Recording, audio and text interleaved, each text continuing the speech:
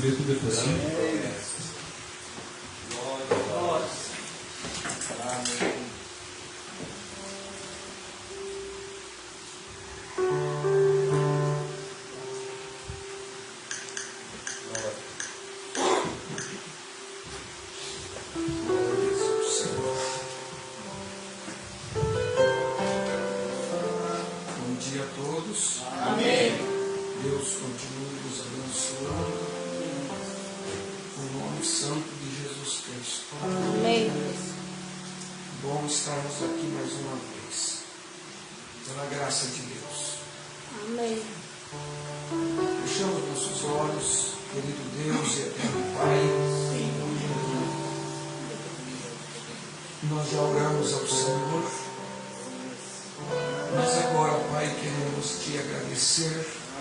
Pelos hinos que foram cantados, e que o Senhor receba na tua presença o nosso louvor, a nossa adoração, as nossas palmas, os nossos aleluias, tudo seja para ti, ó Deus. Merecemos diante do Senhor como um perfume suave diante do Senhor, diante das tuas narinas. Que o Senhor possa abençoar nesta manhã cada um que entrou por essas portas. Rogamos as tuas mais ricas bênçãos sobre cada vida aqui, Senhor. Se alguém entrou aqui doente, possa sair totalmente curado. Se alguém entrou aflito, possa sair consolado. Se alguém entrou aqui, Senhor, desanimado, possa sair animado. Se alguém entrou fraco, possa sair forte. Se alguém entrou aqui, Senhor, com dependência de fé, o Senhor possa dar uma fé robusta, uma fé, ó Deus, que seja, ó Deus, a fé do Senhor. Pai, acrescenta a cada um, Senhor, o que cada um precisa, o que cada um necessita. Venha suprir cada necessidade nesta manhã, na vida de cada um.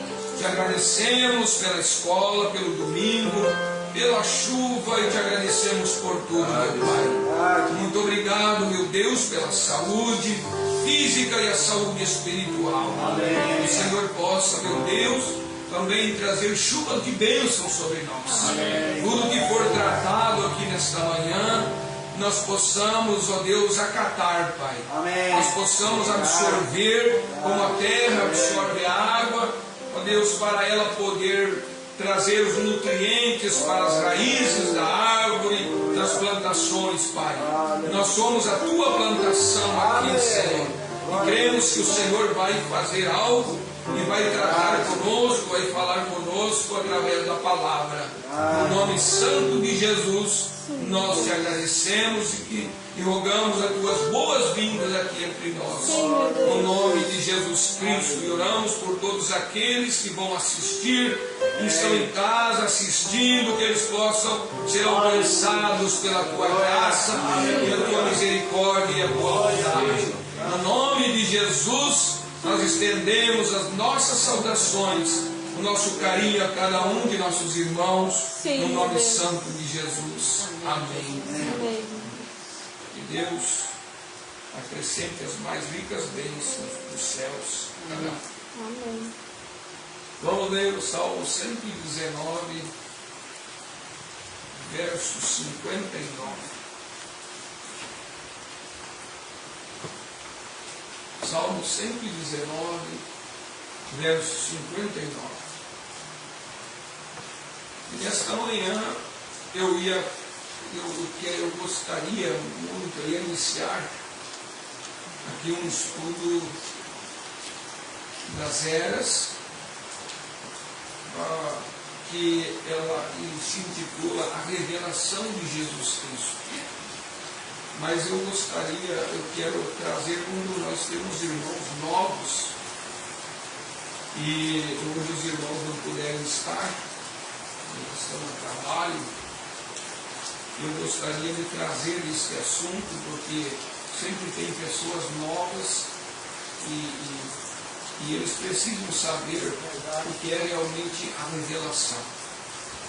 Quão importante é a revelação na vida de uma pessoa, de um cristão. E eu quero trazer isso na próxima escola, que é muito profunda, a revelação de Jesus Cristo. Nosso profeta, ele traz bem claramente para nós o que é a revelação de Jesus Cristo. Muitos têm a revelação em alguém, mas nós temos que ter a revelação de alguém. Esse alguém é Jesus Cristo. Amém. Eu quero trazer a diferença da revelação em Jesus Cristo, a revelação de Jesus Cristo. Tem uma diferença. O profeta diz que não é a revelação em Jesus Cristo, mas a de Jesus Cristo. Porque você pode ter uma revelação em alguém. E o profeta diz que tem muito Jesus hoje na terra. Muito Jesus hoje. A Bíblia diz que muitos surgiriam nos últimos dias, muitos que se manifestariam dizendo: eu sou Cristo. Então, nós temos que ter a revelação de Jesus Cristo. Amém. Para nós saber quem Ele é.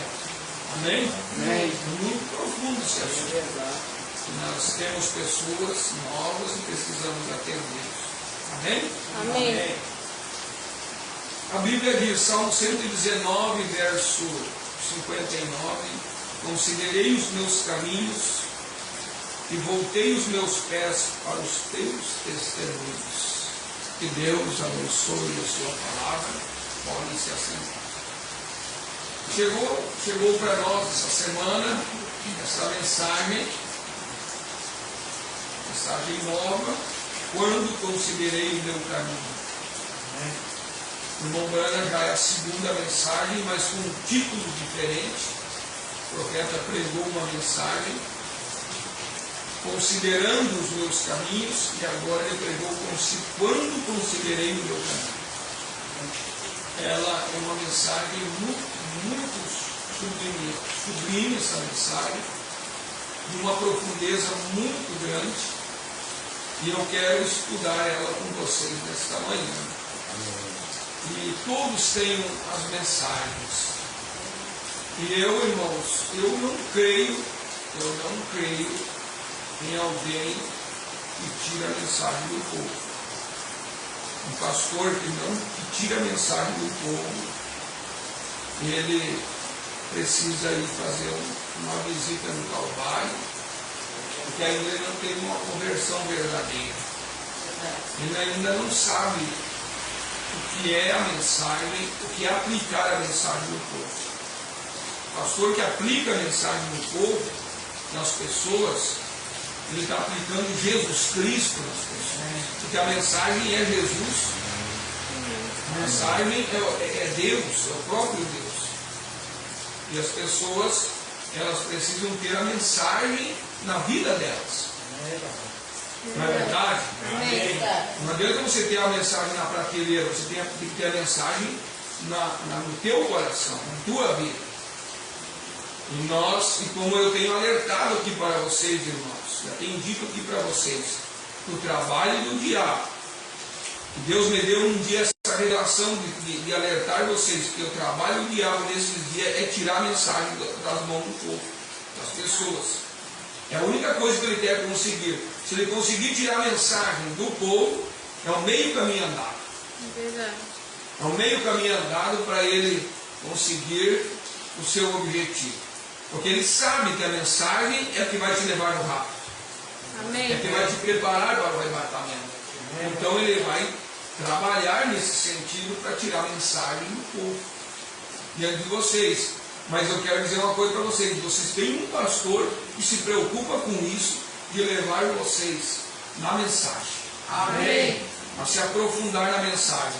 Então não importa, irmão, que alguém fale, que alguém critique, que alguém ensine o que for. Ah, o pastor está no púlpito para ler a mensagem para o povo. Foi isso que eu fui ensinado. E é dessa maneira que tem que ser aplicado. É dessa maneira que a igreja se edifica, é na mensagem. Amém. Agora, a igreja vai ser edificada pela mente intelectual do homem, pelo que ele pensa, pelo que ele acha. Então nós estamos fora da mensagem. Porque o irmão Brana, ele trouxe uma mensagem para o povo, é para a noiva de Jesus Cristo. Amém. Amém?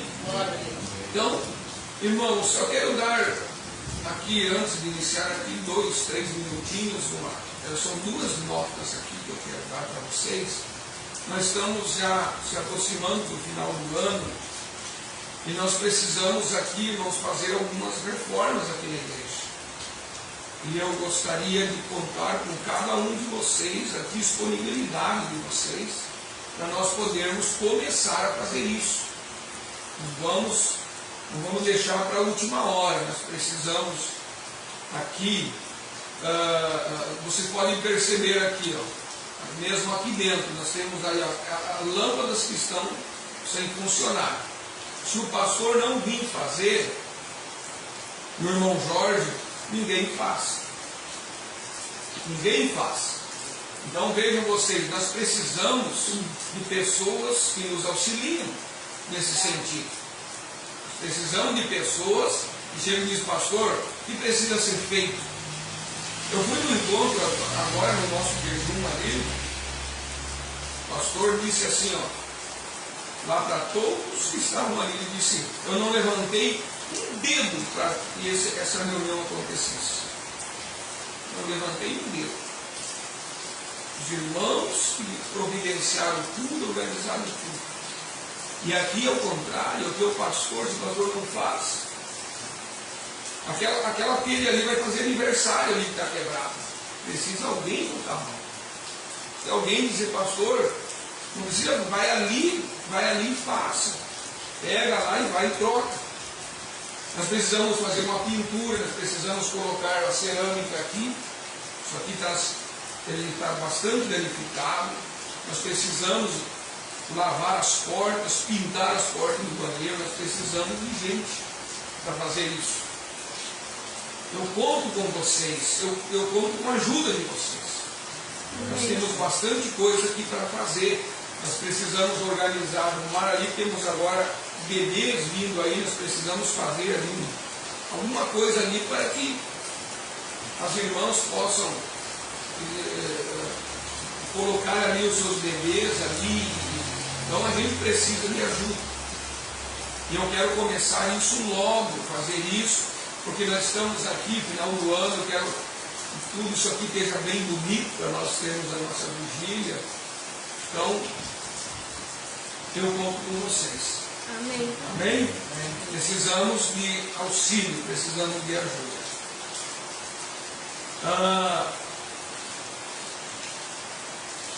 Isso também, irmãos, requer recursos, não só manual, não só físico, mas recursos financeiros também. Porque todas essas coisas precisam de investimento, precisa comprar tinta, precisa comprar cerâmica, precisa comprar outras coisas. Então tudo isso, lâmpada, essas coisas, precisa de dinheiro, precisa de recursos. E eu gostaria de que cada um de nós fizesse o seu esforço, sua participação, para nós podermos fazer esse trabalho. Não é para mim, não é para mais ninguém, isso aqui é para Deus. Amém. Nós estamos fazendo, aplicando as coisas, porque, irmãos, isso aqui, eu tinha um pensamento que nós iríamos, não ia muito tempo, nós ia começar ter o nosso tabernáculo, investir, mas a gente está vendo aqui que não vai ser no momento. Nós vamos precisar ir mais longe, então nós temos que fazer um investimento aqui, por enquanto, para que a igreja está aumentando. E nós vamos precisar de espaço. Eu preciso diminuir o púlpito aqui para dar espaço, para botar mais, quem sabe, cadeiras ou bancos, porque nós estivemos aqui na ceia, um número maior já de irmãos. Pessoas estão vindo, estão se batizando, estão se reconciliando, e nós precisamos de espaço. Então, isso é bom, não é verdade? A igreja teria que ficar feliz nisso. Amém. Quando você vai fazer algo, está faltando espaço, então a igreja tinha que se animar. Se alegrar e dizer graças a Deus por isso. Porque as orações estão sendo respondidas. As orações estão sendo respondidas. Que Deus possa te abençoar nesse propósito e possamos concluir isso. Chegar no final do ano com tudo isso aqui da maneira que nós desejamos. Amém? Amém. E ontem nós conversando ali com os irmãos que cuidam essa parte aí de como que chama ainda, de divulgar a divulgação do nosso canal aqui da igreja, e nos surpreendeu realmente, irmãos. Temos já com mais de 300 inscritos, né? E as pessoas elas estão se inteirando aqui no canal, elas estão compartilhando as pessoas. Temos pessoas que não são crentes e estão acompanhando nossos cultos. Então, esse é o nosso objetivo, de ajudar as pessoas. Eu não quero, irmãos, ter 300 mil seguidores, ou quero me aparecer na mídia. Não, meu objetivo, nosso objetivo é levar essa verdade ao conhecimento das pessoas. Aleluia. As pessoas sejam ajudadas. Pessoas que não podem, não têm igrejas próximas, elas possam participar das coisas de Deus, chegar ao conhecimento da palavra. Amém? Amém. Então, isso é o nosso objetivo.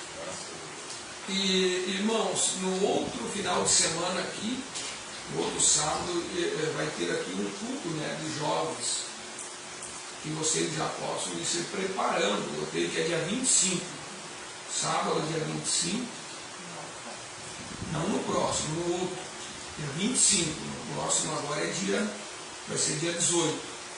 Então, dia 25, vocês já vão, os jovens aí já vão preparando, os líderes aqui, qual é o assunto que vai ser tratado. E nós já temos jovens aí que vão estar de outros ministérios aqui. Eles têm jovens lá que estão precisando de ajuda, e eles não têm companheirismo, eles não têm como os jovens se ajudarem, e a gente convidou eles então para estarem aqui com os jovens daqui, vocês aqui, para ajudarem. Jovens que voltaram agora para Cristo e eles estão desorientados, eles não têm companheirismo, eles não têm uma ajuda.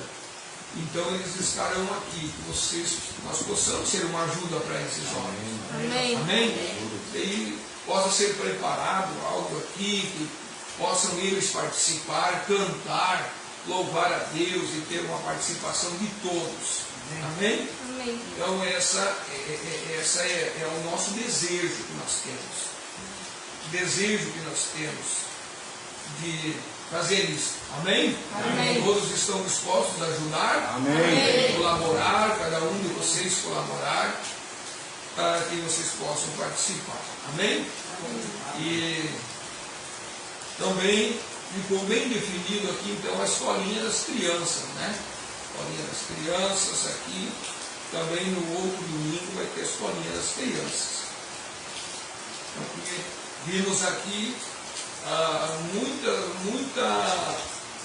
muita disposição. Eu fico agradecido a Deus pela disposição dos pais, pelo incentivo, assim de uma maneira que eu não esperava. Os pais realmente incentivando os filhos a vir na escolinha, e os pais também dizendo: eu quero ajudar, estou aqui para contribuir. Então que Deus nos abençoe realmente. Amém. Que Deus te ajude e te fortaleça cada vez mais. Amém? Amém. E louvado seja Deus. E temos aqui nossos jovens, né? Nós temos jovens já, e está aumentando. Amanhã ou depois nós vamos ter mais jovens.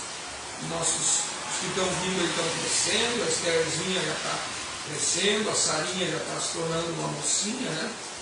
Já não é mais criança, ela já é uma adolescente, já, indo já para a juventude, né? Então, que vocês possam considerar isso na vida de vocês. Que vocês sejam um jovem hoje na mensagem, os caminhos de Deus. É muito importante, é muito tremendo isso. Amém. Louvado seja Deus. Então, irmãos, aqui o irmão Brana, ele traz aqui, eu gostaria que vocês tomassem atenção. A leitura, ela traz um pouco de, vamos dizer assim, não cansaço, mas uma sonolência, quando você ouve, quando a gente lê as mensagens. Mas uma coisa é, irmãos, eu vou dizer para vocês, eu fui membro. Eu com uns 12 anos, uns 20 anos mais ou menos, eu fui membro e eu sentei nas escolas dominical e não foi só uma mensagem que foi lida, foi muitas e muitas mensagens, mas nunca cochilei no culto. Nunca eu cochilei no culto assim, mesmo o pastor lendo. E as escolas dominical, irmão, vou dizer uma coisa para vocês, começavam às 9 e terminavam meio-dia e meio.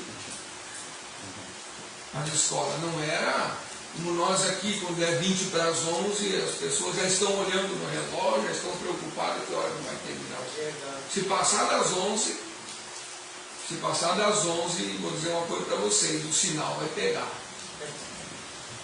Então, já começa a retorcer no banco, e um se levanta e o outro sai. Então, vejo vocês, era até meio-dia e meio. E mais uma caminhada com 2, 3 crianças nos braços de 5 quilômetros. Até chegar em casa, fazer almoço e logo já tinha que voltar para o culto da noite. Então, tinha que chegar em casa, fazer o almoço. Quando via era 3 horas, 4 horas, começar a aprontar as crianças para sair de casa antes das 5. E era 5h15, 5h20, nós já estávamos na igreja. Outra vez. Então, vejo vocês, mas nunca cochilei no culto. Nunca, o diabo teve que chegar e dar um cutucão naquele tempo, os diabos não cutucavam. E eles cutucavam e davam bibliada na cabeça, se tu estivesse dormindo, então. A coisa não é como é agora. Os diáconos sentam ali e ficam bem descansadinhos. Mas dá para dar virada na cabeça? Naquele tempo dá. Hoje já não é assim. Hoje tem outra maneira. Hoje as coisas mudaram. Não é que mudaram. As coisas aprenderam. Naquele tempo lá era muito difícil. Há 28 anos atrás, mais ou menos, quando eu tinha o Estevão pequenininho, 29 anos atrás. Então, as coisas eram muito mais difíceis. Hoje os diáconos já aprenderam, os pastores também já têm ensinado como tem que ser as coisas. Você deve corrigir, você deve chamar atenção, o diácono ele tem essa autonomia de chegar e se vê alguma coisa errada, não importa quem seja, mas ele chegar e dizer, irmão, olha a ordem da igreja, chamar a atenção com amor, corrigir com amor, e sem que precise hoje dar beliscando e dar tapa na cabeça, essas coisas. Eu acho que os pais também têm que prestar atenção nos filhos. Exatamente. Começa mais depois os pais. Os pais têm que ver o que os filhos estão fazendo, estão se mexendo, se movimentando. E tem pai, por exemplo, entra na igreja, né, solta comida no filho para ficar quieto. Isso aí é um erro.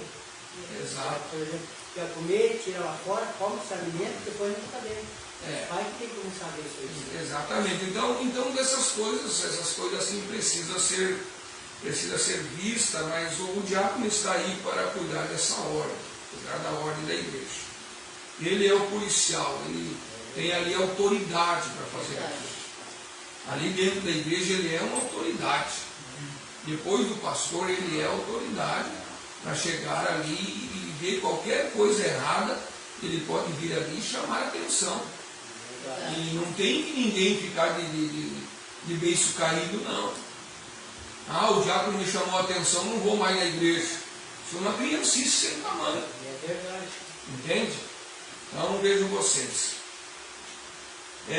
precisa se observar essas coisas, porque o profeta disse que a irreverência no culto, ela faz com que anule aquele culto. Verdade. E até o próximo. Verdade. Ô irmão, isso é muito sério. Já pensou você, com a tua irreverência, você anular aquele culto e até o próximo culto? Verdade.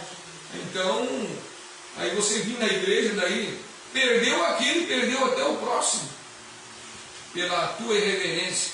E isso que eu sempre digo, irmãos, às vezes nós estamos aqui orando, expulsando demônios, e tem pessoas de olho aberto.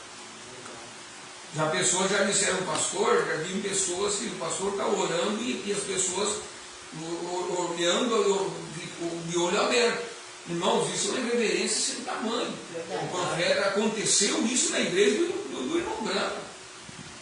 O irmão Brana orando, uma irmã de olho aberto, ela tinha um espírito, saiu o espírito dela, daquela pessoa que o irmão Brana orou ali, saiu o espírito daquela pessoa e foi lá naquela pessoa que estava de olho aberto. Entrou naquela pessoa ali. A pessoa começou a sofrer com o espírito por causa da irreverência. O irmão Brana explica bem isso na mensagem. E isso serviu de lição para nós. Serve de lição. Quando o pastor, o líder, alguém aqui vem na frente e diz, fechando os nossos olhos, fecha os teus olhos.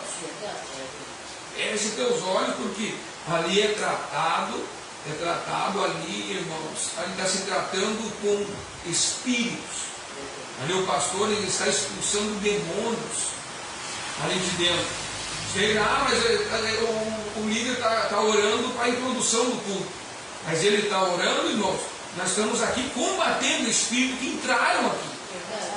Porque você não pensa que você vem para o culto aqui, não entra espírito contigo aqui. Ainda mais que você vem de uma semana de batalha e você veio de casa e vem espírito te acompanhando. E aqui então, aqui na frente, nós estamos aqui combatendo esses espíritos para que eles saiam. Mas se eles não encontrar ninguém, eles vão embora. Mas se ele encontrar alguém ali irreverente, ele vai entrar naquela pessoa e vai atrapalhar o culto. Verdade. O andamento da palavra, da pregação, podia ser um sucesso aquela pregação. E irmãos, eu vou dizer uma coisa para vocês, eu tenho tido experiência aqui, de cultos aqui, irmãos, que eu chegar em casa, eu vou dizer uma coisa para vocês, não ter força, nem de levantar um braço, de tanto batalhar aqui, de espíritos, combatendo espíritos aqui, muito fortes, e a gente vê nitidamente que é espíritos que estavam ali atrapalhando, tentando impedir a bênção de Deus na igreja. Então, a gente tem que, irmão, cuidar muito disso. A gente tem que vir para a igreja reverente. Já sair de casa reverente. Vir já com o Espírito, como eu sempre digo para vocês aqui, entrar no Espírito. Do louvor, da mensagem, da palavra, para que a igreja seja abençoada. Porque quando nós viemos de casa, irmãos, ninguém vem aqui para não ser abençoado. Amém? Apenas um culto a mais. Tem pessoas que vêm de casa para ser curada. Amém. E às vezes não encontra a cura. Não leva para casa a cura. Por causa que alguém veio irreverente. Despreparado. Mas se nós viermos todos preparados, irmãos, viermos reverentes, com o Espírito, para ouvir a palavra de Deus, se conectar com a palavra de Deus, com a pregação, com o louvor, com a adoração, nós vamos sair abençoados. Deus vai operar. Amém. E cada um de nós vai se beneficiar disso. Amém? Amém. Louvado seja Deus. Então, que Deus possa abençoar. Também, irmãos, conto com as vossas orações. Essa semana nós vamos sair de viagem para o nosso encontro. É uma viagem longa, nós vamos precisar das vossas orações. Sabe que as estradas são perigosas, tudo pode acontecer, mas com as vossas, amparado pelas vossas orações, Deus vai abrir o caminho. Amém. E vai nos levar no destino e vai nos trazer de volta. Amém. Amém? Amém. Deus possa ficar com vocês aqui. Vocês, eu creio que serão ricamente abençoados. Amém. Vocês estarão aqui em boas mãos aqui, que vão ser conduzidos os cultos, que vocês venham na igreja participar e dar a tua contribuição. Amém? Amém. Louvado seja Deus.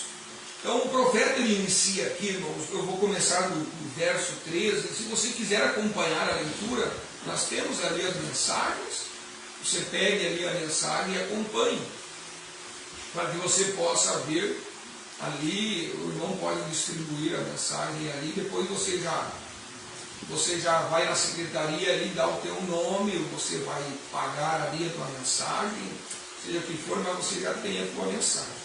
Do parágrafo 13 em diante, o profeta diz assim: Davi estava numa situação difícil quando escreveu esse salmo. Olha só, irmãos, vamos aqui, eu vou ir lendo e nós vamos dando a nossa pausa, para nós comer ela bem devagar. O profeta disse, o irmão Brando, ele sendo um profeta, ele tem conhecimento mais profundo da vida dos profetas na Bíblia do que nós, porque Deus deu essa mente de profeta para ele ter essa percepção de como os profetas viviam o momento de dificuldade que eles estavam passando. E os profetas eles sabiam que o momento que eles estavam passando era um momento próspero, mas eles tinham um momento de dificuldade também. E olha o que o irmão Brana disse: Davi estava numa situação difícil quando ele escreveu este salmo. Olha só, o irmão Brana percebeu que ele estava numa situação difícil. Era um momento de dificuldades, porque ele teve que considerar os seus caminhos. Conta-se que foi durante o período em que Saul estava ameaçando matá-lo, e sua casa estava sendo vigiada. Oh, irmãos, os homens de Saul estavam à espreita, esperando para ver quando Davi saísse. Então o matariam. E posso imaginar nesta noite, vendo Davi andando de um lado para o outro, para cima e para baixo, torcendo as mãos, e geralmente é quando um homem se encontra numa situação difícil, que ele se volta para Deus. Você veja, é quando uma situação paira na vida de uma pessoa, quando aquela pessoa se encontra numa situação difícil, que ela se volta para Deus. Não é verdade isso? Amém. Quando as coisas tudo vão bem, nós não nos preocupamos de se voltar para Deus, mas é na dificuldade. É que nós lembramos que Deus pode nos ajudar a ter uma saída, a encontrar uma saída. E veja, Davi estava preocupado, porque a coisa estava difícil para ele. A morte se espreitava na sua porta. É uma pena que sejam necessárias essas coisas para fazer com que um homem reconheça que é um pecador ou que está longe da presença e da bênção de Deus. Mas Deus faz isso dessa maneira, e eu posso vê-lo enquanto ele está refletindo, e de repente a bondade de Deus irrompe e ele começa a cantar: quando considerei os meus caminhos, voltei os meus pés para os teus testemunhos. Há alguns meses, em nossa pequena cidade de Jeffersonville, Indiana, fui chamado por uma mãe para ir falar com o juiz do tribunal, que é um amigo pessoal meu, e interceder por seu filho, pois ele estava indo para a penitenciária por ter roubado um carro. E liguei para o juiz e disse: posso falar com o senhor pela manhã, em particular, um pouco antes do julgamento? E ele respondeu: claro. Fui até seu gabinete, bati a porta, que foi aberta, e ele pediu ao homem que saísse, me deu um grande e agradável aperto de mão e perguntou: o que está te incomodando esta manhã, irmão Brana?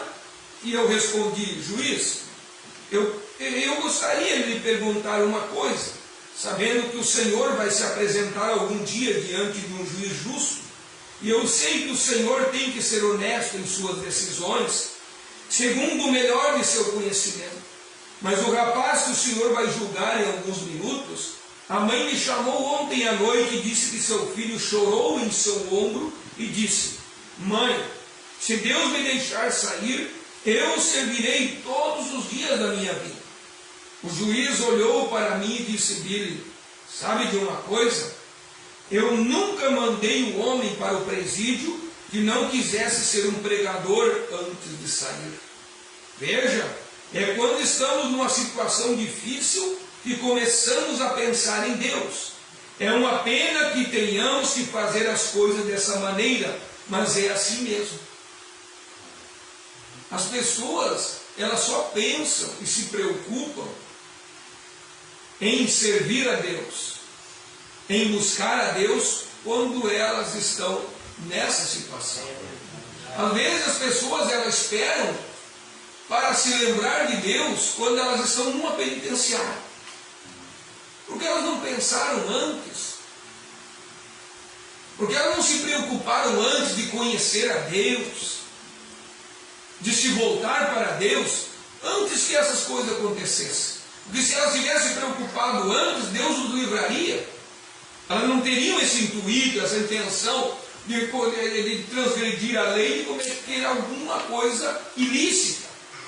Mas elas esperam essas coisas acontecerem. O irmão Braga disse: é lamentável que as pessoas esperam essas coisas acontecerem, para que elas se voltem a Deus.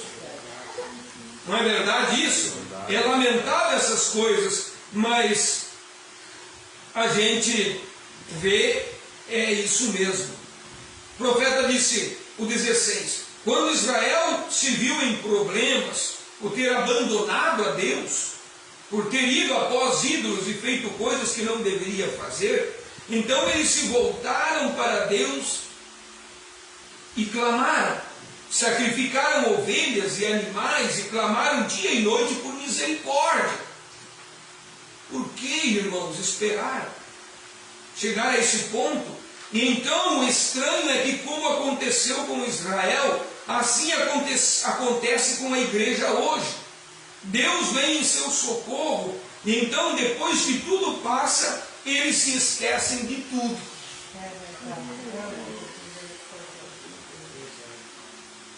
Vocês perceberam que é exatamente isso que acontece?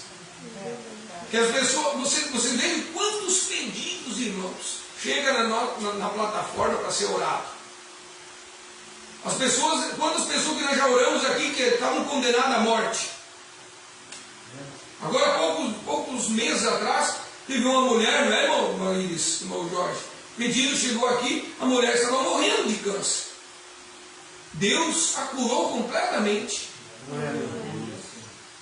E veja, irmãos, ela um dia veio aqui agradecer a oração, e as pessoas se esquecem do que Deus fez por elas. Vejam quantos e quantos pedidos de pessoas foram libertas, pessoas que foram, quem sabe, irmãos, foram ajudadas de milhares de formas, foram ajudadas por Deus, e vejam que hoje elas esqueceram, elas nunca mais, quem sabe, nem lembram mais que aconteceu um milagre na vida delas. É exatamente isso que acontece. Vocês viram, irmãos, que nós temos aqui uma passagem da Bíblia que daqueles 10 leprosos que foram curados por Jesus. Jesus passando em certo lugar, 10 leprosos foram curados por ele. Ele foi ali e curou aqueles 10 leprosos. E quantos voltaram para agradecer Jesus? Só um. E os outros 9? Nunca mais voltaram. Jesus fez questão de deixar registrado isso, porque é exatamente o que acontece isso nos nossos dias. As pessoas se esquecem do que Deus faz por elas. Mas quando elas se encontram em dificuldade como Israel, olha, irmão, a dificuldade bateu na porta, eles começaram então a oferecer sacrifício, a matarem animais e se voltarem para Deus buscando misericórdia, irmão. clamando por misericórdia. E não é isso que acontece com as pessoas. As pessoas, quando elas se encontram em aperto, em dificuldade, elas dizem, Senhor, misericórdia, elas voltam a buscar a Deus. Mas é só naquele momento, e depois elas se voltam, viram as costas para Ele e se esquecem que Ele existe. É lamentável. Não é verdade? E eles se esquecem de tudo. Se Deus foi tão misericordioso a ponto de perdoar os pecados de um homem e lhe dar a vida eterna, ele deveria ser tão reverente diante de Deus todos os dias de sua vida, de modo que nunca desvie os pés dos testemunhos de Deus. Deveria sempre caminhar retamente diante de Deus, mas é assim mesmo, eles agem dessa forma. Irmão, se eu ler alguma coisa aqui que vocês conseguem ver bem, vocês me avisam, porque eu estou sem óculos, eu preciso forçar um pouquinho, estou um pouquinho embaralhado, mas eu estou conseguindo ainda ler, mas se alguma palavra sair, vocês me corrigem, tá bem? Eles agem desta forma. Cabe a todos nós, enquanto não estamos em problema, buscar a Deus. E eu quero salientar aqui para vocês, irmãos, que uma leitura, ela não pode ser lida corrida, ela tem pontuação. Na verdade, ela tem ponto e vírgula,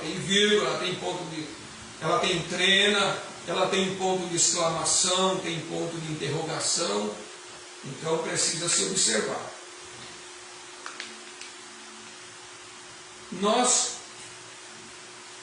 Cabe a nós, enquanto não estamos em problemas, buscar a Deus.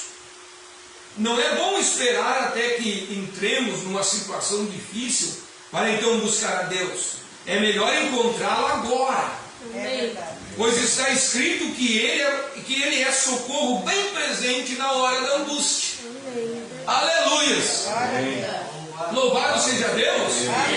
Oh, irmãos, como é bom nós sabermos isso. E se nós não tivéssemos um profeta, nós saberia disso? Nós não saberia disso, irmãos.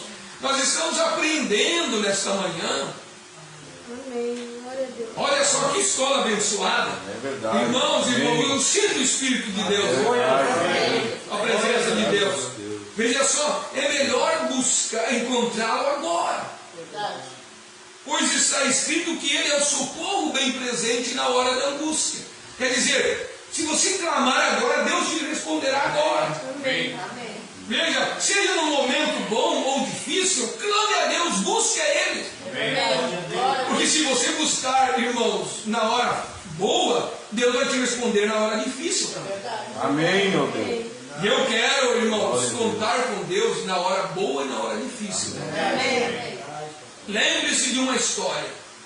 E minha esposa lá atrás se lembra dela mais do que eu, suponho, em nossa lua de mel. Tive que fazer um pouco de trabalho dobrado.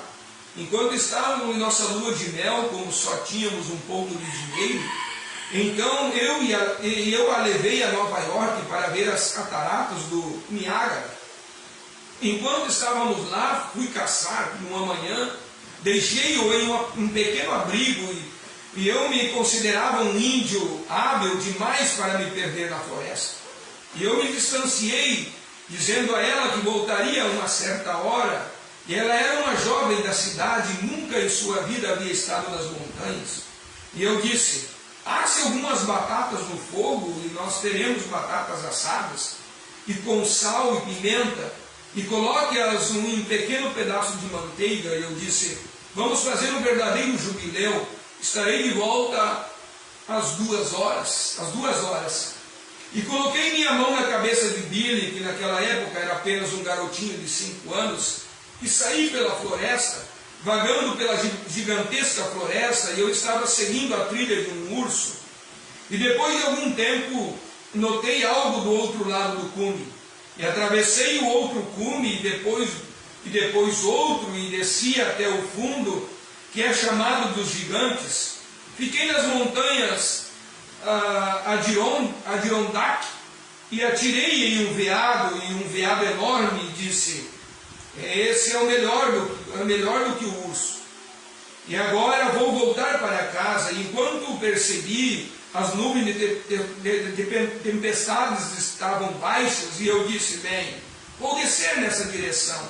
Pois bem, qualquer um que já esteve na floresta sabe que é a hora de sentar-se quando as nuvens de tempestade se aproximam. Porque está enevoado, você não sabe para onde está indo. Mas à medida que eu subia, pensando que estava indo bem, encontrei-me andando muito longe, tentando achar um lugar para sair, e voltava para o local onde havia abatido o veado. Fiz isso 3 vezes seguidas. Agora, os índios chamam isso de a caminhada da morte. Você está andando em círculo, você acha que está indo numa direção, mas está voltando para o mesmo caminho.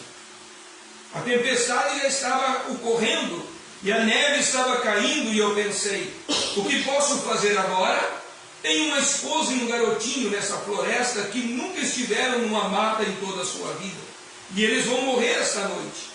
Normalmente eu teria encontrado uma caverna e entrado nela, e esperado a tempestade passar por 1 ou 2 dias e saído, encontrado minha posição e continuado. Mas eles não sabiam como cuidar de si mesmos, e eu disse, espere um pouco, você está ficando fora de si. E quando você faz isso, fica com febre, então você está perdido. E assim você nunca encontrará a saída na maioria das vezes. Você mergulha na morte. Bem, eu sabia que estava andando em círculo, mas que círculo era esse? O vento estava soprando em meu rosto quando fui atirar o veado, e no caminho de volta, o vento estava soprando em meu rosto novamente.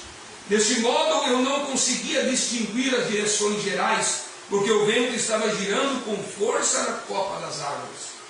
E eu disse, bem, eu estou indo em linha reta novamente, e prossegui. Não vou me virar, vou seguir em frente e sei que estou certo. Sou um homem muito hábil nas montanhas para chegar a me perder na floresta. E comecei como que me recusar a aceitar que estava perdido intelectualmente. Não posso me perder, porque sou um caçador muito bom. E comecei a seguir em frente e perceber que estava perdido. É assim que às vezes ficamos quando estamos perdidos. Espere até que a morte o atinja, então verá o que pensa. É melhor ter certeza agora. E quando comecei com sinceridade em meu coração, pude ouvir uma voz falando comigo, dizendo, o Senhor é um socorro bem presente na hora da angústia. E pensei, agora estou ficando fora de mim. Então me dei conta de que estava completamente perdido. Ajoelhei-me sobre o meu boné, coloquei o rifle ao lado da árvore e disse, Senhor Deus, estou perdido e preciso de ti. Aleluia. Olha, é isso que as pessoas deveriam fazer. É isso que as pessoas deveriam voltar, irmãos. Cada um de nós, as pessoas, deveriam voltar e considerar essas coisas e dizer, Senhor, eu estou perdido. Eu não sei para onde eu estou indo. Eu não sei mais qual direção eu estou seguindo. Irmãos, se ajoelhar ali como o irmão Brana fez, porque o irmão Brana pensava que ele era um homem inteligente e esperto. Ele pensava que ele conseguiria sair da mata vamos dizer assim, com a sua habilidade. Mas veja que Deus permitiu acontecer aquilo com ele, para ele voltar e considerar que ele era um homem que precisava de Deus. Amém, meu Deus. E às vezes Deus, irmãos, permite algo acontecer conosco, para nós voltar e considerar os nossos caminhos com ele, considerar a nossa atitude com ele, e dizer, Senhor, me perdoa, eu preciso de ti. É verdade. Eu preciso de ti para me poder resolver essa questão. Eu não tenho habilidade própria, eu não tenho como me dirigir pessoalmente. Eu dependo de ti. O Senhor é o meu socorro, bem presente na hora da angústia. Foi isso, irmãos, que o irmão Branham ouviu de Deus. Aquela voz suave veio no seu coração e disse: eu sou o socorro bem presente. O que está faltando é que tu confies em mim.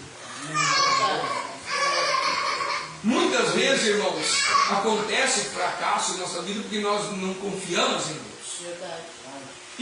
Isso acontece comigo.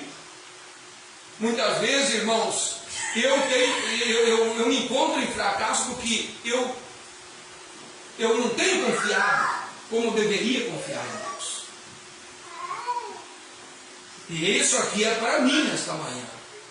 Eu estou considerando isso que Deus está falando comigo e me orientando e me chamando a atenção, dizendo que eu preciso confiar mais nele. Amém. Dobrar o meu joelho e dizer: Senhor, eu preciso mais de ti.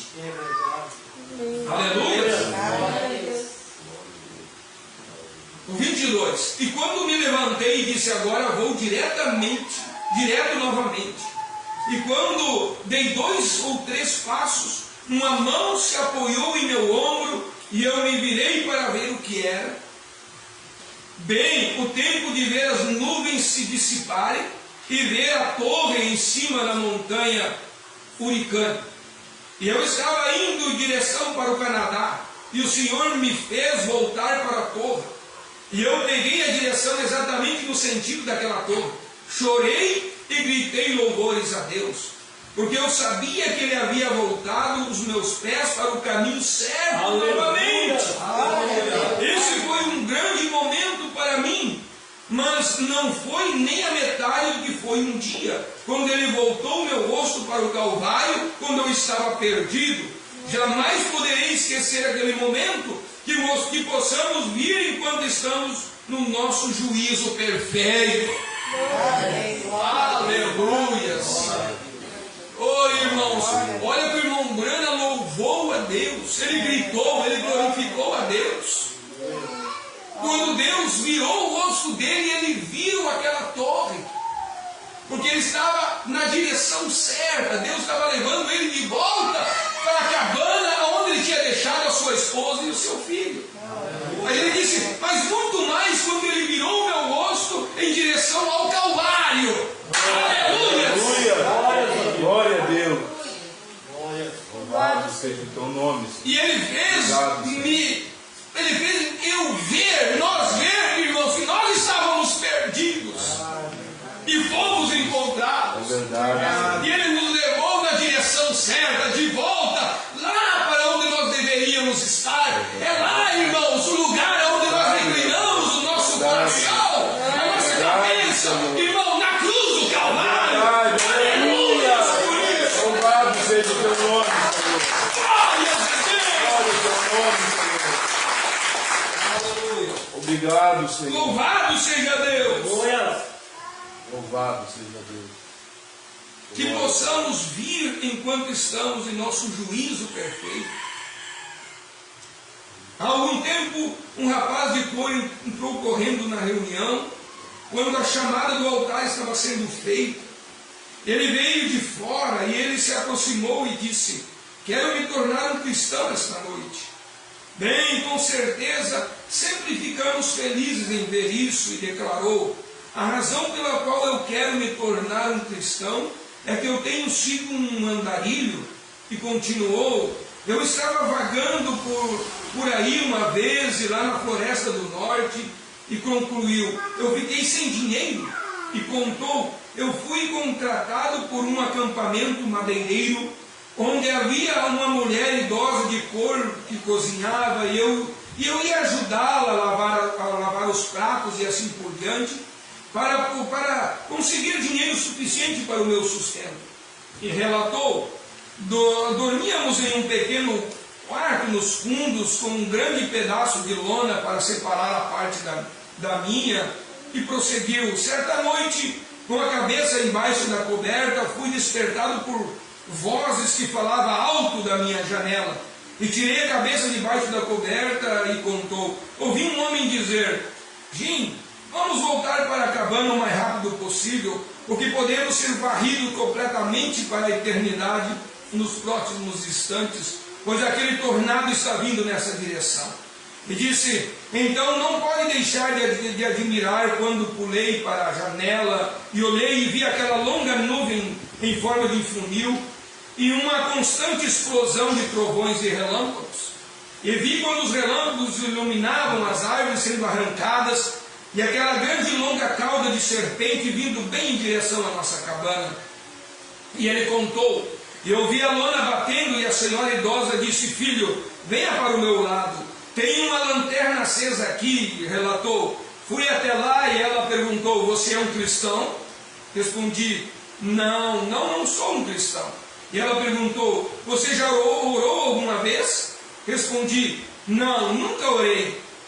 E ela aconselhou: bem, é melhor você orar, pois esses tornados jogam tudo no chão. Deixa eu só, irmãos, fazer aqui um pequeno comentário. Quando nós vimos pessoas em dificuldades, quando nós conversamos com alguém, o que é a primeira coisa que nós pedimos para as pessoas? Que igreja você pertence? Você viu que essa senhora, ela não perguntou para ele que igreja você pertence? É você um cristão? É verdade. Essa deveria ser a nossa pergunta. Quando alguém viesse até nós buscando alguma palavra de conselho, alguma coisa, ou perguntasse para você, que igreja você pertence, você poderia responder para ela: eu não pertenço a nenhuma, eu sou um cristão. E você é um cristão? Sabe por quê, irmãos? Olha, aquela cozinheira, aquela irmã ali, eu creio que ela está no céu hoje, ela sabia, irmã, o que ela estava falando.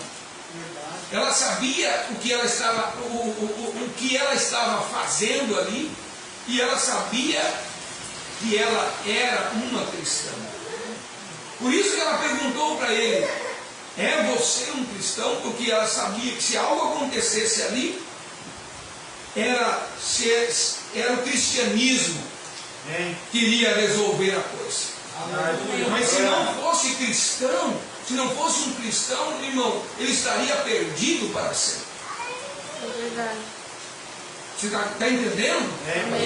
Se você é um cristão, você descansa. Mas se você não é um cristão, você já entra numa situação difícil. Não é verdade? É verdade. O 25. Contou, reverendo, eu me abaixei ao lado daquela mulher idosa. Como é bom, irmãos, estar perto de pessoas que realmente elas se trazem segurança. A vida dela te transmite confiança e segurança, porque ela está em Deus. Amém. Uma pessoa que está em Deus, ela te transmite tranquilidade. Você não precisa entrar em pânico. É verdade. E eu me abaixei ao lado daquela mulher idosa, naquela pequena caixa onde ficava a lanterna, mas eu estava muito assustado e não conseguia orar. E prosseguiu: e agora, a única coisa que eu podia fazer era sentar e observar aquela velha santa, calma, sem nenhum pouquinho de preocupação com nada no mundo, falando continuamente com alguém que ela conhecia. Aleluias! E eu disse: Senhor, estou muito assustado e não consigo orar. Mas se tu me deixares viver, eu orarei depois disso. Vejam, às vezes são necessários problemas para nos fazer compreender, para voltar nossas esperanças para Deus, para nos entregarmos a Ele. Creio que foi Jó que considerou os seus caminhos e quis torná-los seguros. Não apenas os seus caminhos, mas os caminhos de seus filhos. E ele veio pelo único caminho que Deus criou para o homem, mediante o holocausto e sob o sangue. Muitos de vocês têm certeza de que vocês leram a história de Jó e ele disse: Meus filhos têm saído para fazer festas. Porventura pecaram. Farei uma oferta por eles. Ele queria estar seguro de que estava em ordem e certo. E sabe, eu penso que as mães e os pais hoje à noite, nessa nossa bela terra, passaremos mais tempo de joelhos orando, levando seus filhos a Deus, por meio da oração, em vez de saírem por essas festas bebendo e comportando-se mal. Teríamos menos delinquência juvenil. E Jó veio por meio do sangue, do derramamento de sangue. Esse é o único fundamento no qual Deus sempre teve companheirismo com o homem. É sobre a base do sangue derramado. Não há outro meio de Deus ter companheirismo com as pessoas, somente através do sangue derramado. No Antigo Testamento, Israel tinha que vir ao único lugar de adoração. Esse era sobre o sangue derramado. Então, quando os problemas se abateram sobre Jó, ele pôde exclamar: eu sei que o meu Redentor vive e que por fim se levantará sobre a terra. E depois de consumida a minha pele, contudo, ainda em minha carne eu verei a Deus.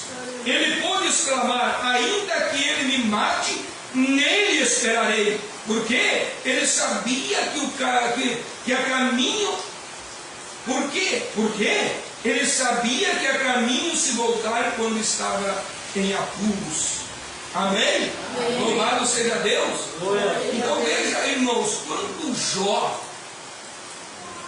ele viu, ele tinha uma revelação de que a única maneira de você se conectar com Deus, e você oferecer um sacrifício a Deus, é através do sangue.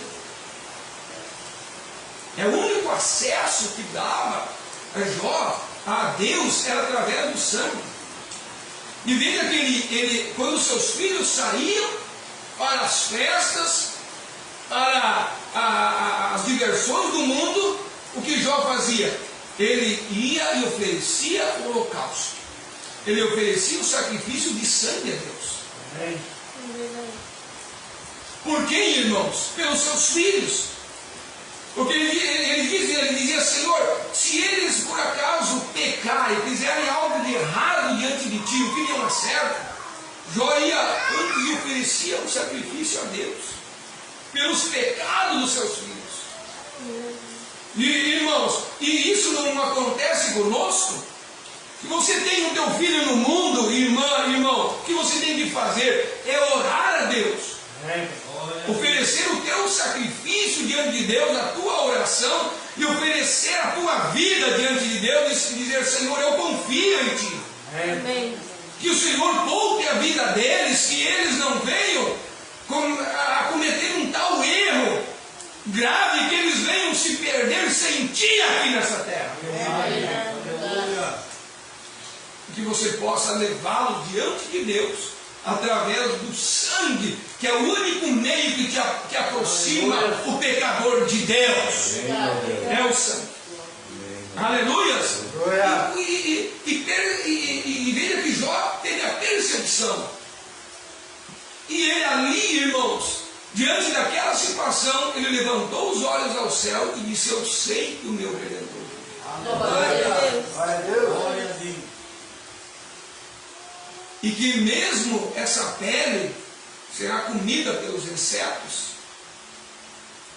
e mesmo que tudo se vá, mas mesmo assim eu te louvarei. Mesmo assim a minha carne verá Deus. Isso sim, irmãos, que é ter confiança, é ter postura diante de Deus. O 29, nós vamos indo aqui. Alguns de nós seguem outros caminhos nesta era neurótica que estamos vivendo. Muitas pessoas recorrem ao psiquiatra. Cristãos vão ao psiquiatra E o psiquiatra tem que ir ao outro psiquiatra. Recorramos a Deus. Ele é o nosso curador. Se o nosso coração não nos condena, então temos essa certeza. Deus responde a oração. Amém. E Jó pôde dizer com um coração verdadeiro: eu sei que o meu Redentor vive, e ele considerou os seus caminhos e se voltou para ele. Irmãos, eu vou dizer aqui que você um dia não vai precisar de uma ajuda médica, que nós não vamos precisar, mas a primeira coisa é que nós precisamos considerar que Deus é o nosso curador. Você tem que lembrar que Jesus Cristo é o nosso maior psicólogo.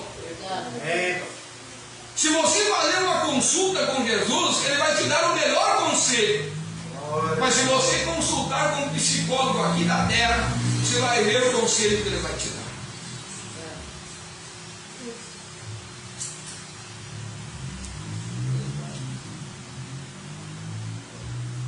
O melhor consultório que você deve ir para consultar, irmãos,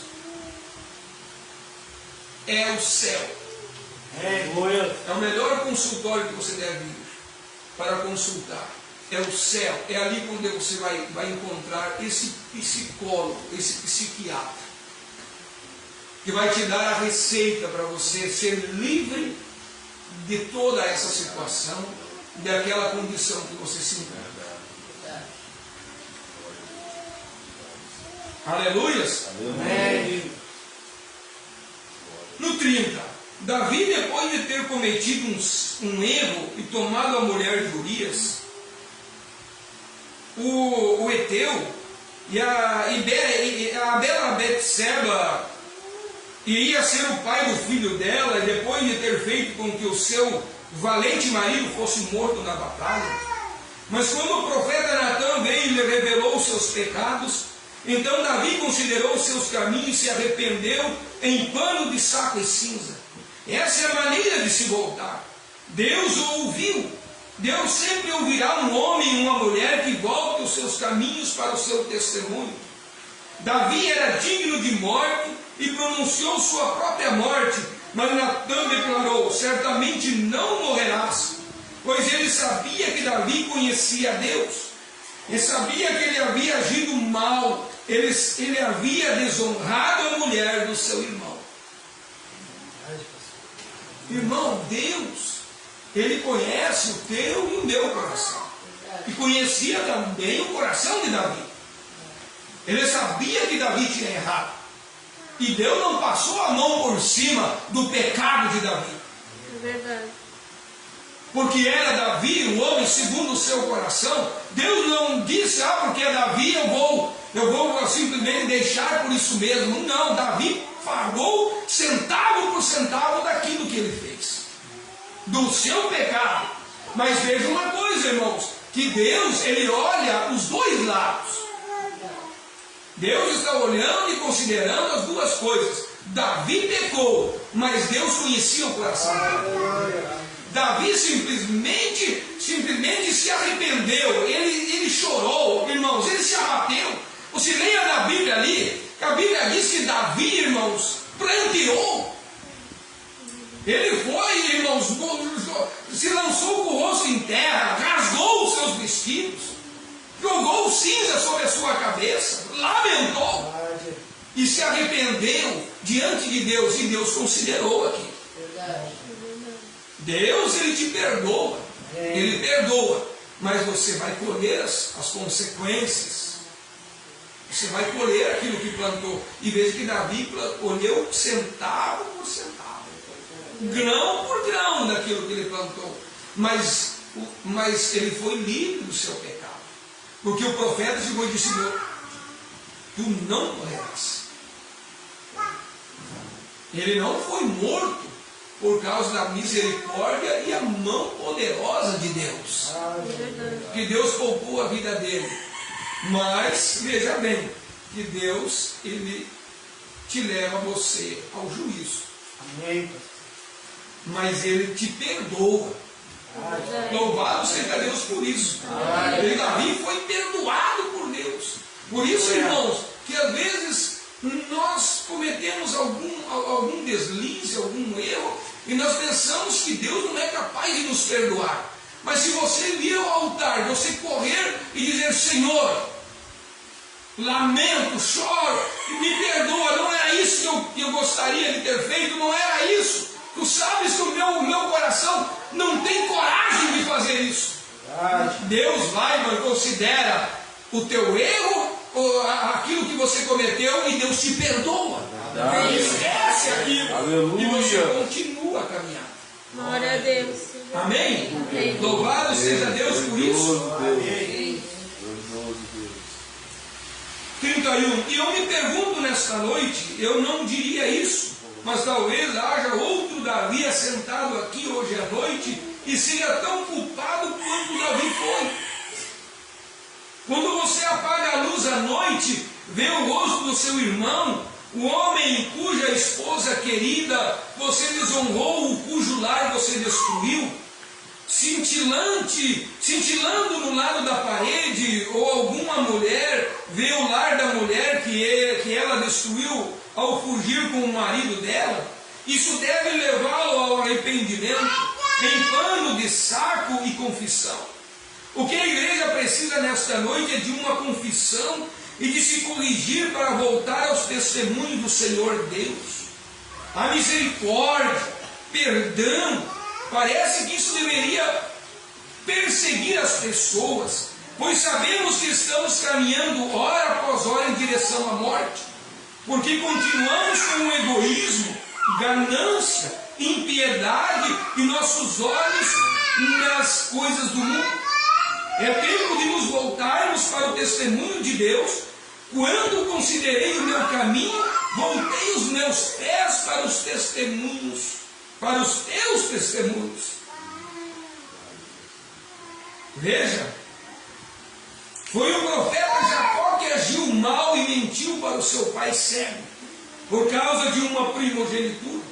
E um dia seu coração começou a ansiar por voltar à terra natal. E ele deve ter pensado durante todo aquele tempo que isso estava encoberto. Irmão, as coisas podem ficar encobertas por um tempo. Você pode encobrir as coisas aqui, você pode esconder as coisas de alguém, o filho do pai, da mãe, o marido da esposa, a esposa do marido. O pastor pode encobrir um adultério, uma fornicação, por certo tempo, por um período de tempo, mas não para sempre. Um dia aquilo virá à tona, um dia aquilo será descoberto. Você vai ter que confessar. Você vai ter que confessar aquilo, para que Deus possa então usar de misericórdia. Enquanto você, irmão, enquanto aquela pessoa não confessar o seu erro que praticou, Deus não pode fazer nada. Deus não vai poder abençoar, Deus não pode, irmão, usar de perdão e misericórdia enquanto algo estiver escondido, encoberto. Mas quando você declara, quando você considera aquilo e você vem e confessa, irmãos, e pede perdão, então Deus poderá vir em cena e te abençoar. Como ele fez com Davi. E olha o que o irmão Branham está dizendo assim: quem sabe tem algum Davi aqui no nosso meio que está nessa condição.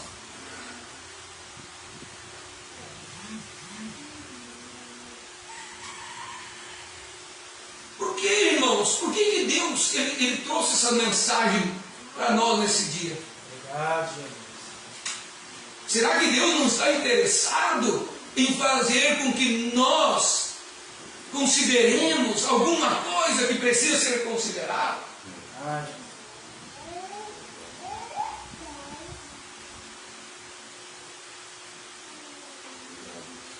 Irmãos, isso me causa temor, você sabia? Nós estamos diante de Deus, nós estamos diante da sua palavra. Nós vamos deixar isso chegar no juízo, sermos julgados por isso. Se há alguma coisa, nós precisamos confessar.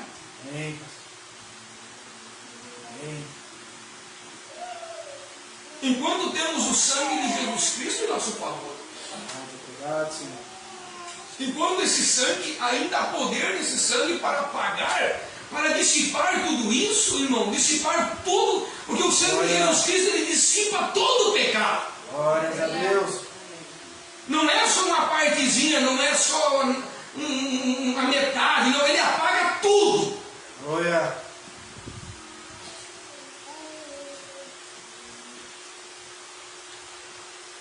Olha só, irmão, Jacó, ele precisou. Veja que quando ele fez aquilo, enganou seu pai pela primogenitura, mas mesmo assim, irmãos, aquilo ardeu no coração dele.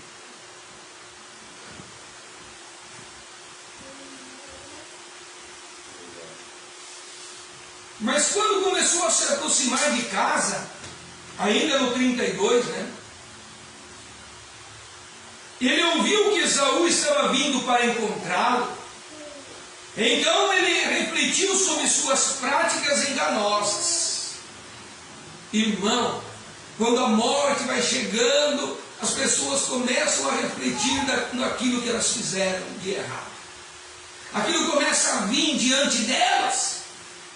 O engano, a trapaça, a infidelidade.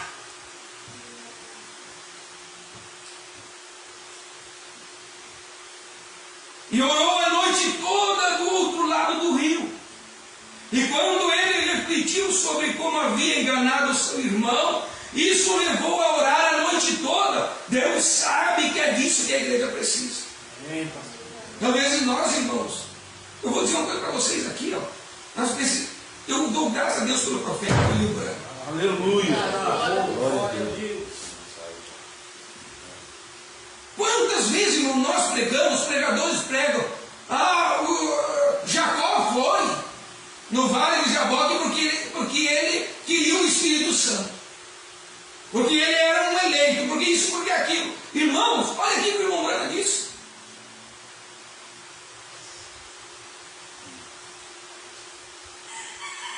Ele foi ali, irmãos, porque os seus erros, os seus enganos, a sua vida de trapaça tinha chegado até ele.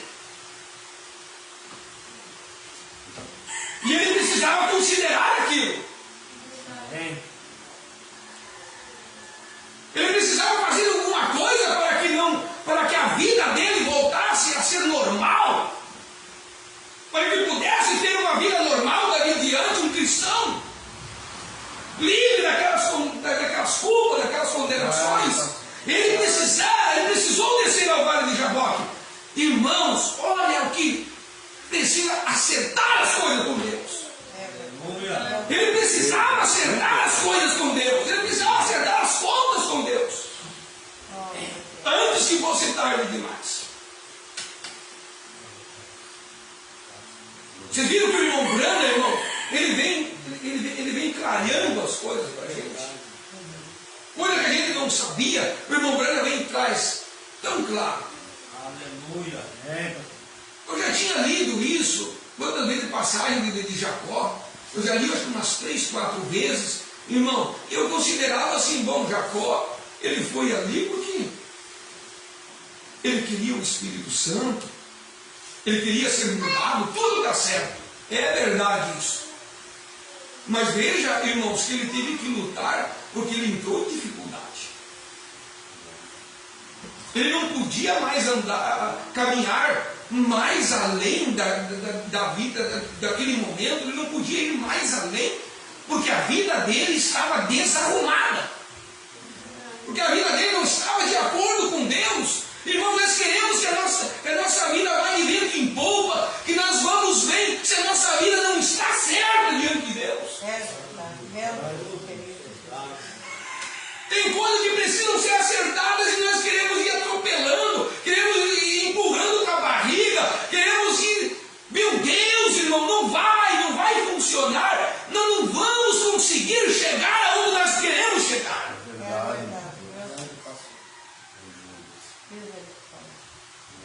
Tira isso da tua cabeça.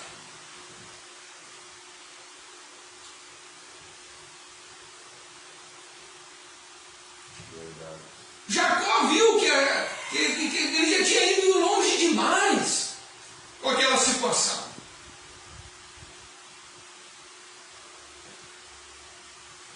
Aí ele teve que achar um jeito, ele teve que achar um meio de ir acertar com Deus. Irmãos, o irmão Branham pregou uma mensagem: esteja certo de Deus. Você sabe por quê, irmãos, que aquela viúva de Serepta, ela recebeu o profeta Elias na casa dela? Deus mandou o profeta ir na casa dela, que ela ia o sustentar. Sabe por quê, irmãos? Porque aquela mulher, ela tinha considerado os seus caminhos diante de Deus. Ela sabia que ela tinha uma vida certa. O irmão Brena fala isso na mensagem: esteja certo de Deus. Ela era uma mulher que estava com a vida correta diante de Deus. Você quer ter anjo na tua casa? Você quer ter a visita de anjo na tua casa? Você quer ter a visita do Espírito Santo na tua casa? Esteja certo com Deus.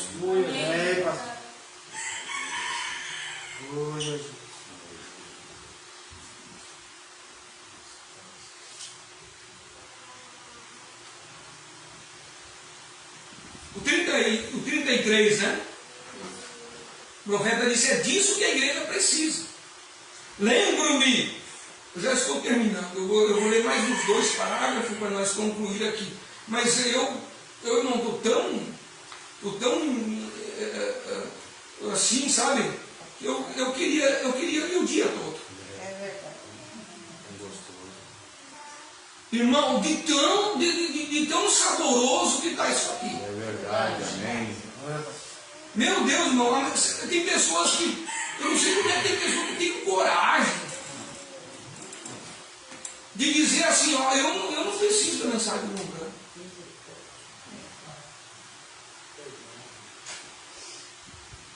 Irmão, isso dá um chilique na gente, sabe? Isso chega a dar um nervoso assim que não tem explicação.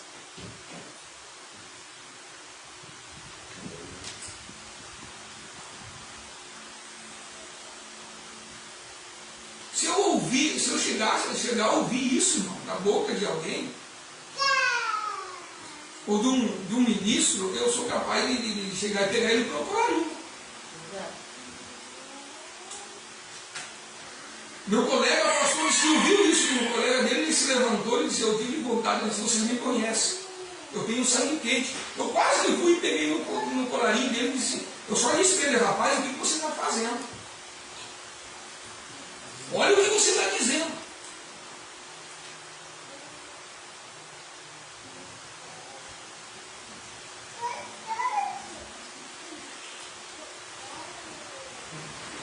Nessa hora, irmão, a gente fica que nem Eliseu.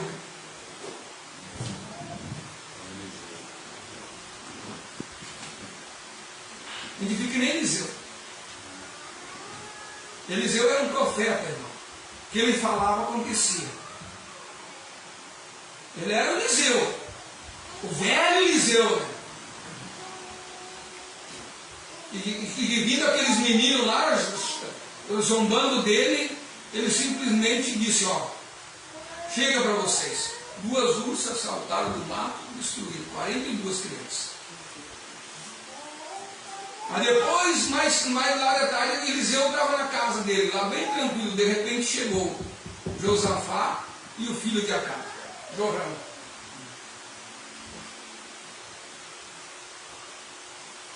Aí Josafá disse: bateu, quem é? Eliseu, quem é? Josafá. Meu amigo Josafá. Beleza, meu irmão foi correndo, abriu a porta, abraçou o Josafá na minha casa. Que ilustre presença. Aí ele olhou para o lado assim, Jorão. O quê? Jorão aqui na minha casa? O sangue, eu devia ser sanguíneo. O sangue ferveu na hora, irmão. O sangue ferveu na hora. Aí o Josué, simplesmente, Josué, Eliseu olhou para ele e disse: rapaz, sabe de uma coisa, se não fosse por esse aqui, eu nem te olharia na tua cara. Eu vou te olhar na tua cara por consideração de Josafá. Eu nem olharia na tua cara.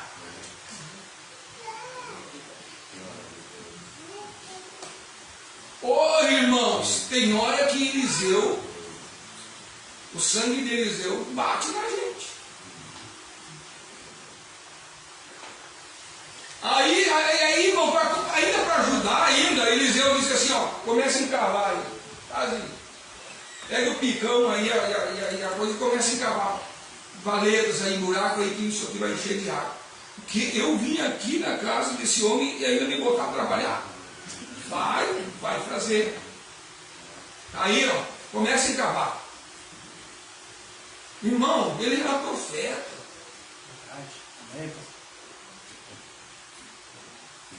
E não fizesse para ver. E cavaram, irmãos, e encheu de água.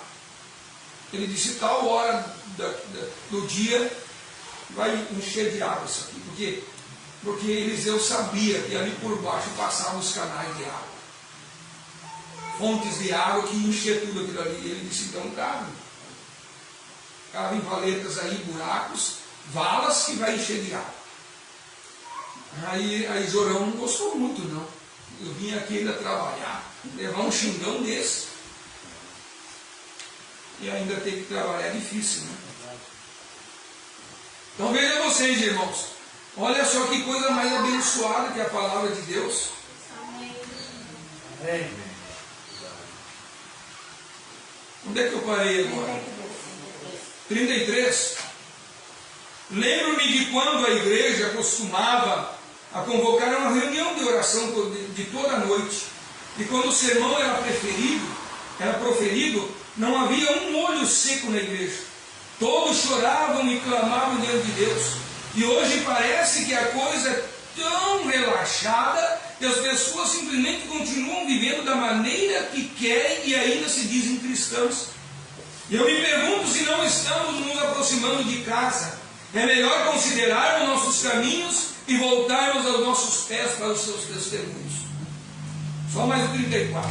Foi Moisés, o poderoso profeta, que havia se tornado um velho pastor de ovelhas, que um dia estava vagando lá atrás da montanha por uma pequena trilha que as ovelhas haviam feito.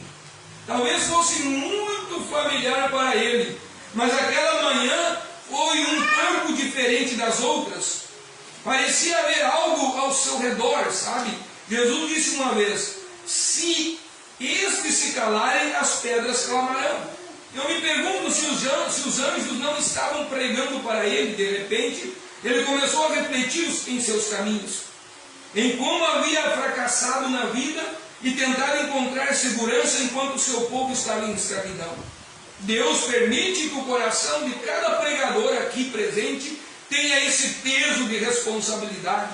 Como podemos descansar em Sião quando o mundo está coberto de pecado e os membros da igreja estão vivendo em pecado? Como podemos nos calar quando a igreja é rasgada em pedaços por credos e denominações, e a irmandade está separada, e as pessoas estão se tornando mundanas, quando Deus requer santidade, ou ninguém verá o Senhor? Amém?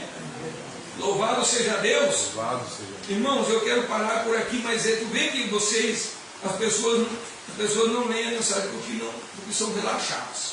Me desculpa dizer isso. Olha aqui, irmãos, nós comentando tudo, nós lemos quase tudo essa mensagem. Faltou 3 páginas. mais uns 15 minutos nós já lia tudo essa mensagem. E tem pessoa que não lê uma mensagem durante um mês. Viu? Nós 1 hora e pouquinho, nós lemos quase toda uma mensagem. Sabe de quanto? Aquilo seria de 16 páginas, com 57 e 60 parágrafos. Você lê essa mensagem em 2 horas. Se você quisesse mesmo, mas claro que você tem que ir lendo devagar e comendo, porque uma mensagem dessa aqui, meu irmão, você lê correndo numa profundidade dessa. Então veja, irmãos, quem foi abençoado aqui nesta noite? Amém. Eu fui muito abençoado. Eu vim na expectativa, irmão, quando eu tinha entrar nessa mensagem que eu falei para vocês aqui sobre a revelação de Jesus Cristo. Eu disse: Senhor, me dirija, qual a mensagem que o Senhor gostaria que a igreja nesta manhã usufruísse para o bem-estar espiritual dela. Deus me dirigiu nessa mensagem. Aleluia. E eu quero, irmão, trazer aqui uma mensagem aqui para a igreja, que faz dias já que Deus colocou no nosso coração, e eu tenho ela para trazer. E se intitula: Onde você deixou Jesus? E é uma mensagem muito boa que vai também fazer nós voltarmos ao tempo e ver que muitos já deixaram Jesus e não perceberam. Então, que Deus nos abençoe. E eu estou agradecido a Deus por essa escola. Foi muito proveitosa. Que Deus continue nos abençoando nessa caminhada, porque até aqui tem sido benéfico. Amém. Até aqui Ele tem nos abençoado. Eu agradeço a Deus todos os dias, porque Ele tem confirmado a sua presença no nosso meio, e tem confirmado que Ele tem estado entre nós. Amém? Que Deus continue nos abençoando, nos coloquemos em pé.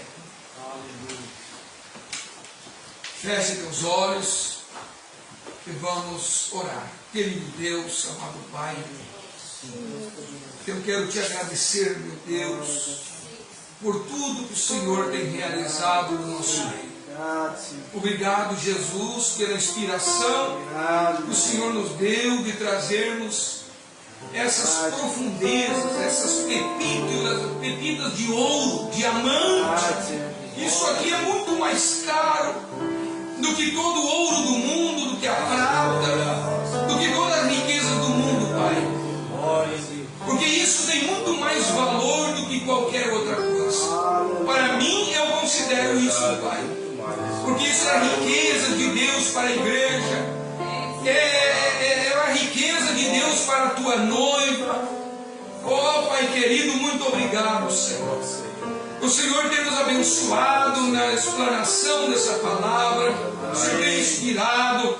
E algo, oh Deus, eu sei que vai acontecer de bom no nosso meio. Isso vai mudar as vidas. Isso vai trazer um enriquecimento espiritual. Isso vai nos ajudar, Pai, a nós considerar aquilo que nós não considerávamos mais. Aquilo que nós pensávamos que não era verdadeiro, que talvez, Senhor, estávamos deixando de lado. Nós queremos olhar com mais seriedade, queremos olhar com mais diligência e ver, Pai, que aquilo realmente nos interessa. Nós precisamos ir ali e olhar e dizer: Senhor, considera isso, Pai. Me perdoa nisso, me perdoa, Senhor, se eu tenho sido negligente, que eu não tenho levado isso a sério, Pai, me ajuda. Me perdoa, me dá mais uma chance, use de misericórdia para comigo, com cada um aqui nesta noite, Pai. O Senhor põe o teu sangue sobre cada um, Pai, e limpe e purifique cada coração, cada alma, cada vida, Senhor. E nós apresentamos elas diante de Ti, e que o Senhor cuide de cada um de nós, cuide de meus irmãos, dessas famílias, desse jovem, dessas crianças, e que o Senhor possa nos levar, Senhor, em tua direção. Que o Senhor possa nos levar para mais junto de ti. E que nós possamos, Senhor Jesus, sempre estar, Pai, com nossas vidas voltadas ao Calvário. Voltado na direção do Calvário.